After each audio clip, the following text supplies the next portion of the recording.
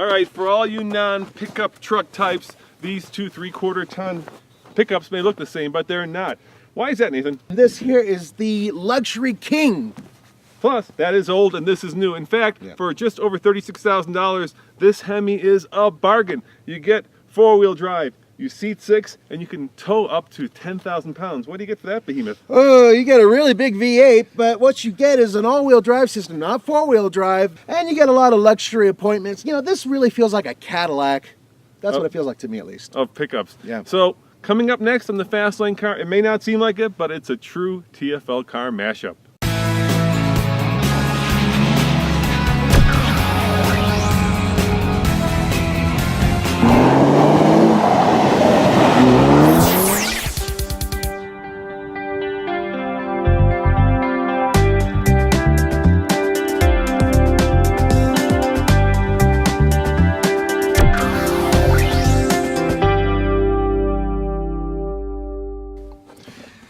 I know it doesn't look impressive, but it really is. It's a 6.2 liter V8 that puts out 403 horsepower and, more importantly, 417 pound-feet of torque. It's hooked up to a 6-speed automatic transmission that's about the smoothest I've ever tested, and it's hooked up to all-wheel drive. What does that mean? It's a heavy truck that can move out of its own way, thank God.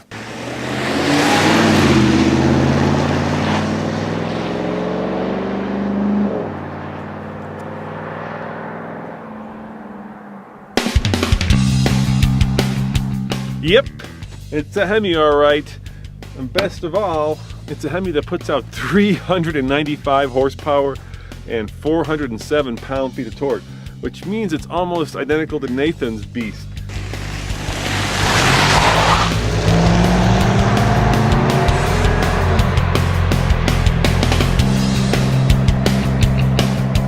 But because this is the brand new 2013 Ram, it actually gets better fuel economy for a combined, well, 15 miles to the gallon.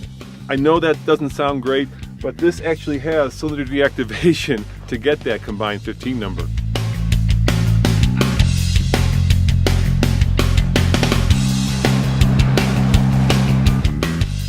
Yes, this is the last year for this particular vehicle, but while it's here, GMC decided to put as much chrome as they could possibly get on it. So, I mean, it's dripping all over the place. Chrome, chrome, chrome, chrome, chrome. I am really surprised the hood isn't chrome, although that'd be really interesting for low-flying aircraft. Wheels, 20-inch chrome. And just in case you forgot where all your money went, it went right here. Denali, which means mucho buccos. Bottom line is, if you like chrome, get the Denali, because I can't think of another vehicle on the road that comes from the factory with this much chrome. Dude, that is really old school. It is very old school. I mean, you could brush your teeth in those tires and wheels because they're so shiny. Yeah, I tried to fix my hair once by looking at it right here. Now, I wouldn't be surprised if you could not tell the brand new 2013 Ram from the 2012. There's a little bit more presence in the grille, and these fog lights, well, now they're vertical instead of horizontal. And this is probably one of the biggest, beefiest, and manliest pickups out there. If you follow me around this way, you'll see that from the side, they've put out a big-ass Ram 1500 logo so that you know what you're driving. And perhaps my favorite feature is you get these optional 20-inch wheels. The more manlier, the better when it comes to pickups.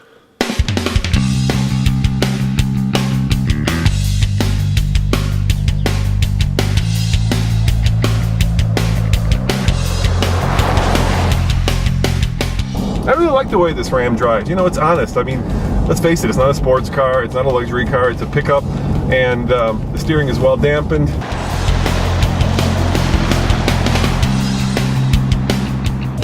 If I were to find its strongest suit, that 6.2 liter engine, that V8, badass, excellent, excellent transmission, the smoothest around, excellent ride, wonderful ride, handles pretty good too. The rest of it, very old and archaic.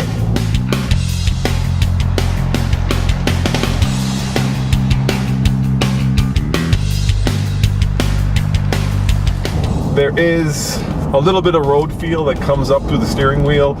You know, when you're driving a pickup, they're just so big, beefy, and massive that you're not as much going over the road as you are kind of pulverizing the road. So, talking about road feel seems kind of silly in a pickup. To me, it's all about ride comfort. How does this thing feel when the bed is empty? Does it bounce around too much? Do you feel like you're piloting the Queen Mary? And all that is a big no. You know, it's very, very usable.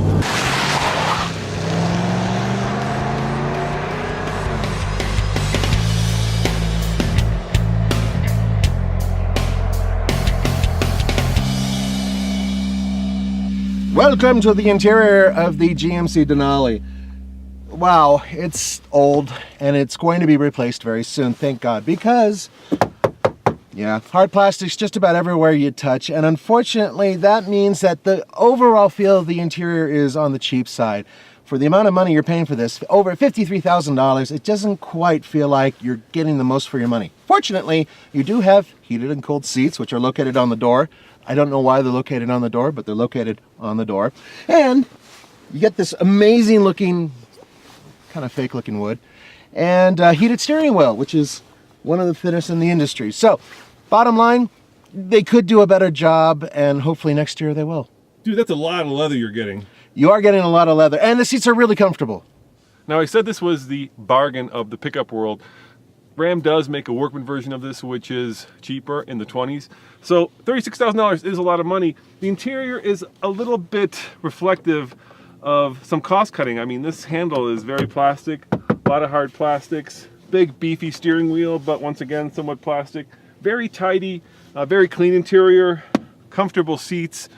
You know, it's not bad. It's not something that I'm wowed by, but at the same time, it's all about the functionality of this pickup, the power, the hauling capability, and not necessarily, you know, how dainty or tidy you feel sitting behind the wheel. Hey Nathan, can your pickup do this? Seat 6? Dude, didn't you know luxury now means less seating? I mean, look at all those luxury cars with only 2 things in the back. I think my vehicle is very luxurious. So less is more. Less is more, baby.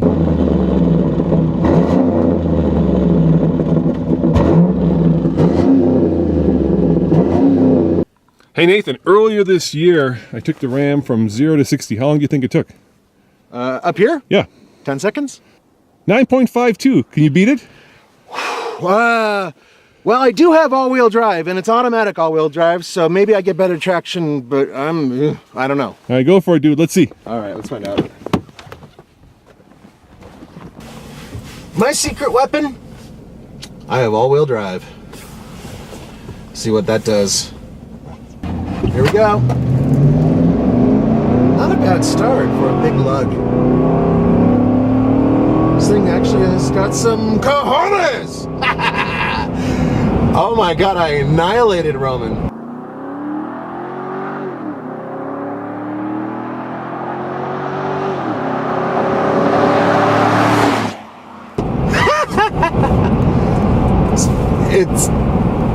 It's impressive, really, because I just didn't expect that. I really didn't expect that. All right, Nathan, what is the verdict? Were you able to beat 9.52?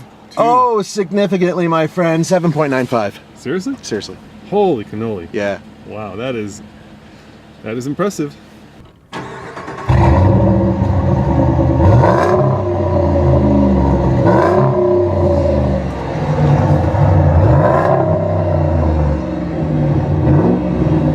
So Nathan just misspoke a little bit when it came to his time, but you know what? I can't let that stand.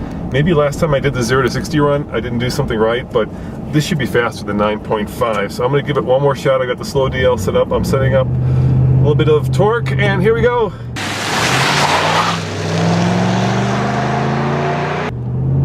Come on, Ram. Take on that Denali. Come on, and here comes 50, and here comes 60.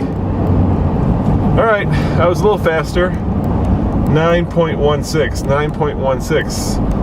6-speed automatic transmission. Doesn't seem to shift very fast, but you have to give this round to the Sierra.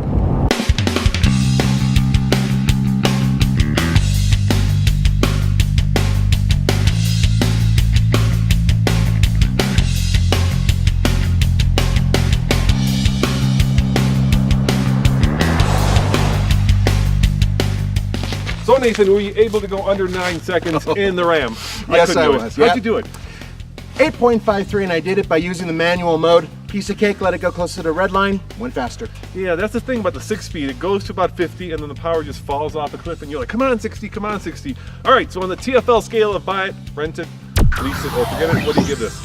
The GMC Denali, folks, I gotta be honest with you, wait for the next one. I give this one a rent it. And I'm gonna give that one a lease it to own. So somewhere between buy it and lease it. I think maybe the 8-speed will get there, but with a 5.7 liter Hemi, it should be faster. Should be a little bit faster. As always, this is Roman And Nathan. saying see you next time on the Fast Lane Car, and thank you for watching.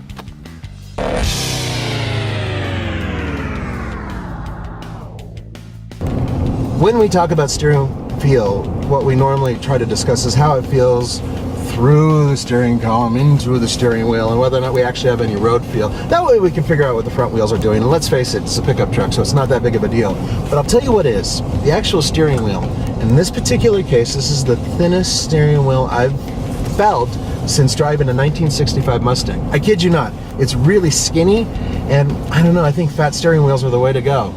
Otherwise, in terms of just being a regular commuting truck, it's smooth, it's simple, you can steer it with one finger, old school.